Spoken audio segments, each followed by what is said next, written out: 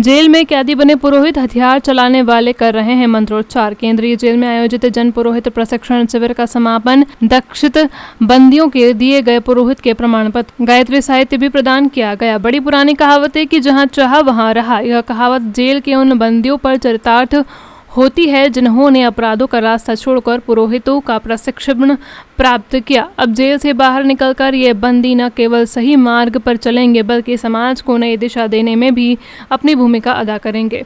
इस अनूठे प्रयोग का गवाह बनी उज्जैन की केंद्रीय भैरवगढ़ जेल, जहां एक से बढ़कर एक खतरनाक अपराधी कैद हैं, लेकिन उन्हीं खतरनाक बंदियों का हृदय परिवर्तन कर समाज की मुख्य धारा में लाने का बीड़ा उठाया गायत्री परिवार और जेल अधीक्षक उषा राज ने।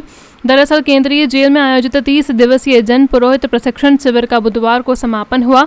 शिविर के दौरान अखिल विश्व गायत्री परिवार ने 100 बंदियों को दीक्षित किया और समापन अवसर पर उन्हें पुरोहित के प्रमाण पत्र के साथ गायत्री साहित्य भी प्रदान किया गया।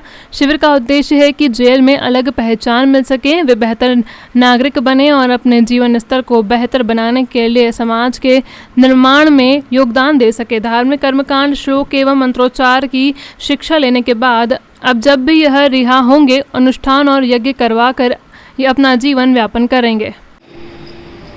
मैडम, ये जो बंदियों को पुरोहिती का प्रशिक्षण दिया गया है 30 दिवसीय, उसके बारे में बताएं। कितने बंदी प्रशिक्षित हुए और इन लोगों का आगे का जीवन कैसा चलने वाला है, इसके बाद बताएं।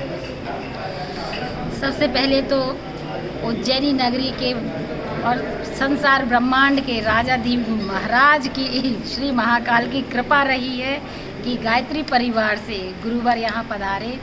और मैं जहाँ भी रही हूँ, मेरा प्रयास रहा है कि गायत्री परिवार से हमारे बंदी भाइयों को बहनों को आध्यात्म से जोड़ें।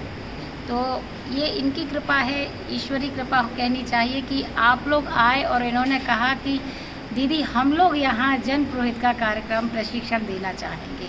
तो ये बात हो गई कि कुएं के पास प्यासा ना करके प्यासे के पास कुआं आया। ये भगवती की महाकाल की कृपा है और इन्होंने बखूबी 1 माह का सफल आध्यात्म प्रशिक्षण जो दिया है जन पुरोहित का, इससे हमारी जेल का जो मैंने परिवर्तन देखा है, थोड़ी बहुत कहीं ना कहीं तेज़ आवाज़ भी आ जाती थी, बंदी दुखी हो जाते थे। लेकिन जिस दिन से ये कार्यक्रम चालू हुआ है पूजन पाठ का, आध्यात्म का, उस दिन से जेल में एकदम शांति है।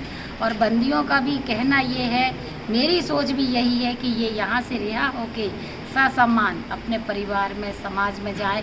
और खुद तो सुधर ही गए हैं। अभी जो हम लोगों का इनका फीडबैक देखने को मिला है, बहुत परिवर्तन आया है। ये तो सुधरे ही हैं, लेकिन ये समाज को सुधरने के लिए संकल्पित होके जा रहे हैं, ईश्वरी रास्ते पर चल रहे हैं, ये आध्यात्म की धर्म के रास्ते पर चल रहे हैं। इससे बड़ी और कोई सफलता नहीं होती, मेरी सोच ये है।